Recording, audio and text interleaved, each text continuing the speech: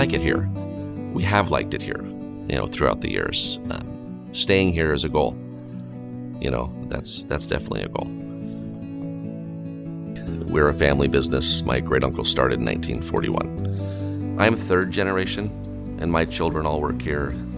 I believe we might be the longest standing business in the Lincoln District. Years and years and years of customers asking me, why don't you have a gate on your door? Why don't you have iron bars on your door? I would love to unlock our door again. I would love the streets to feel safe again. But right now they don't.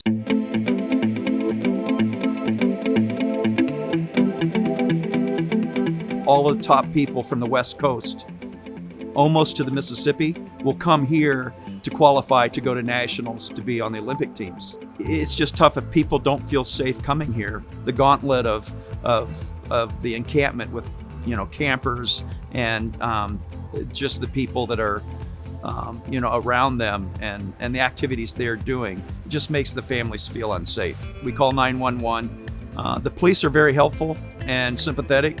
It's just, it's later on that day when they get here just because they don't have the coverage anymore. One of our employees saw a person stealing a catalytic converter and a weapon was pulled on me. Very humbling and very scary.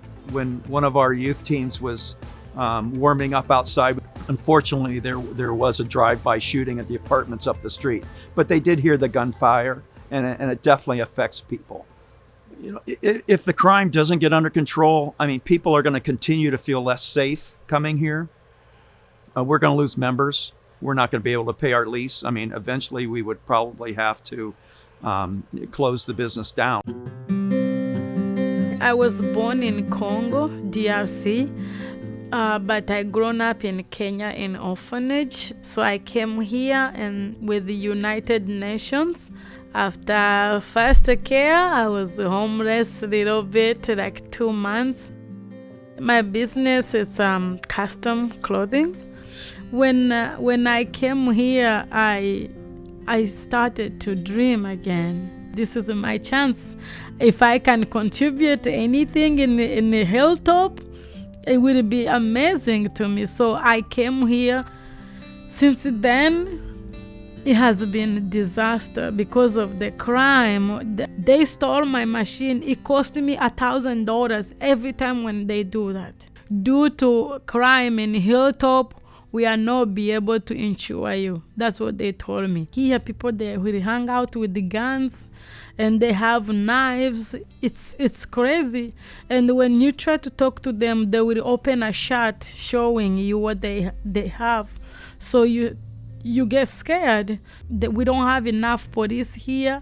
When you even see they are selling drugs, you call the police will tell you that it's not a crime.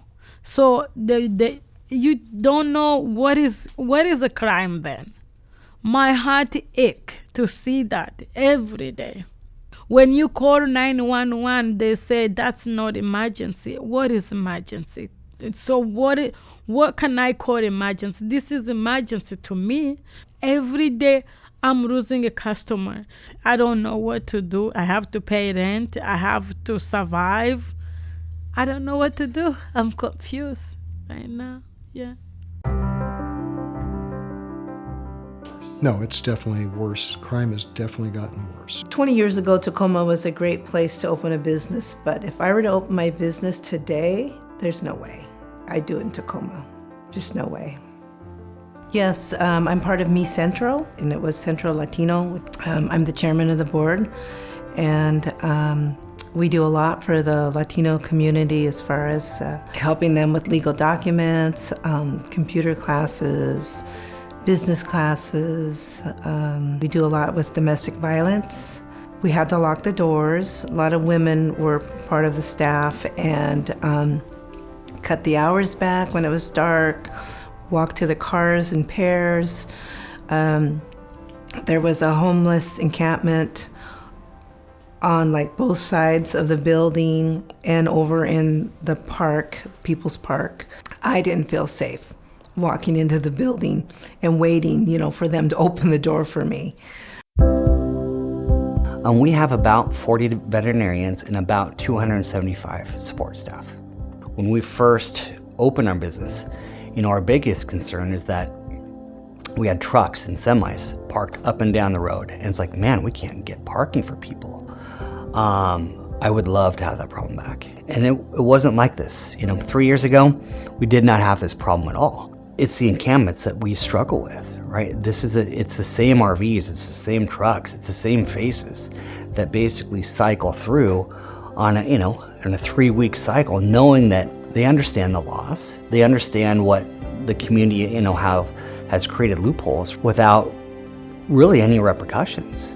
Crime has continued to climb in our area. Now, it's not the violent crimes, it's the consistent low-level crimes that continue to erode at the lifestyle that people are trying to have here and the impact we're trying to make. We've had people up and down the street with machetes, we've seen weapons, again, we've seen drug deals, we've had people verbally assaulting and threatening our staff.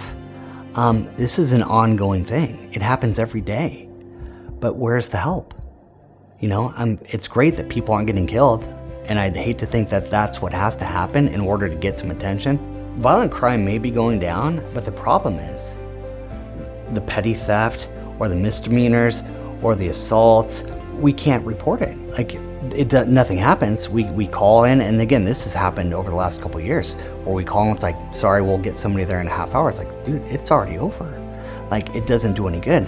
Over the last couple of years, we've had to employ private security, and it costs almost $200,000 a year for us to do, which that is a cost that, on a good day we can't afford. We cannot continue to operate in this environment. Just financially, what we're doing right now is not sustainable, right? At the end of the day, it's the city's job to provide a safe environment for everybody. Almond Roca is a worldwide brand. The name Tacoma gets exported from this facility to 64 countries in the world. So we have people from Italy and Germany and the UK who come in here on a consistent basis. We ask them no longer to stay in Tacoma. We don't feel that it's safe for them to stay in a Tacoma hotel. Of course, when we had COVID, nobody came for 18 months. But when they did start coming back in, they're like, what happened to your city? What happened to Tacoma? This is not what it used to look like. What happened? The driving force in crime, in my opinion, is the use of drugs and the decriminalization of the drugs. You broke that window. What is the consequences? Well, there are no consequences. The city of Tacoma's solution is, I'll pay for your window. I'll replace your window. That is no way to address the root cause. The root cause is the person who breaks the window. 75 years ago, my father founded our business in 1947, and it's been a wonderful neighborhood. In the last 2 years or so, it has deteriorated. Our employees don't necessarily feel safe, and many of our customers, whether they come from New York, from a national park, from Las Vegas, from California, they don't want to come back because it's uncomfortable for them to be here. We've had break-ins and we've had missing merchandise. The most dangerous, we think, is the man with a blowtorch who set on fire an encampment which is adjacent to our building, threaten our employees. When our employees get too close to their camps, and they try not to, we're Tacoma people. We've always been proud Tacoma people. When we see this decay happening, it breaks our heart and it makes us ashamed of where we live. And the thing that really saddens me the most, I have to think about moving our business, because if it stays like this, I can't have our employees and our customers coming to a place that they don't feel safe. We have empathy for being homeless because our daughter has been one of them. And encouraging people to live on the streets is about the worst thing. It's not good for these people. If you're a parent, but how would you like that for your kids? You just wouldn't.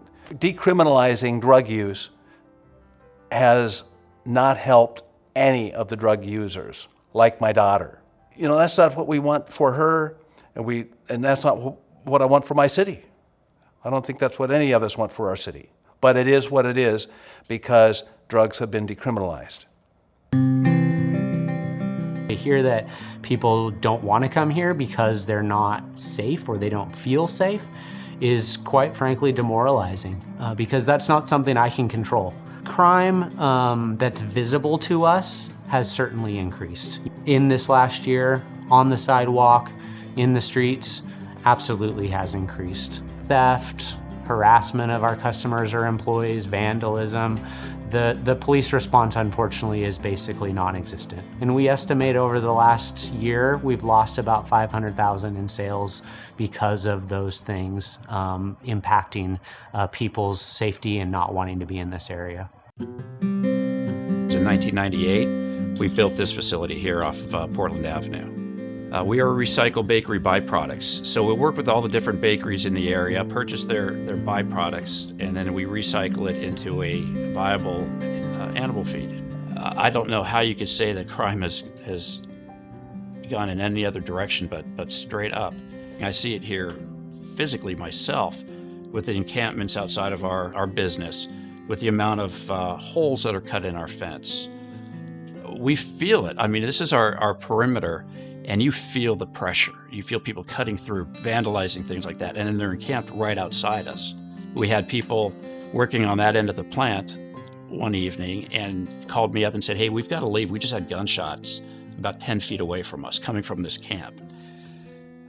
So it's not as benign as people think. I love working here. This is like my 5th year. I love it because it's a diverse group. We have Hispanics, African Americans, vets. At the very beginning, we didn't have any problems, like no crime, nothing going on.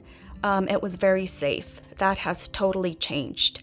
Now, as I drive in, you see encampments of people in RVs and cars. You feel very unsafe. I can't go walking, take a walk during my lunch hour because it's not safe. The big difference, though, between earlier and now is that when we called for help, we got the help. And the police will still come out maybe after a second call and explain that their hands are really tied. And I ask, what can I do? And there's really no good answer to it. Never a question before. There's a social contract. We paid our bills and we got police protection. Now we pay our bills and we don't have that. So the social contract is dissolved and without explanation. Everyone should be able to have a business that wants a business, and everyone who is a patron of a business should be able to enjoy their coffee or see their accountant or buy a greeting card without issue. These are small businesses that, their insurance will drop them if they get broken into too many times. And that's unfortunate because I know that people have so much compassion for their districts and their neighborhoods and, want to thrive and participate in business and in the community. And it's hard for people. That I do see the city and the Tacoma Police Department, with prompts from organizations like the Tacoma Business Council are trying to rectify that. They're trying to find solutions and help and getting people off the streets and getting them the treatment that they need. But we have a long way to go.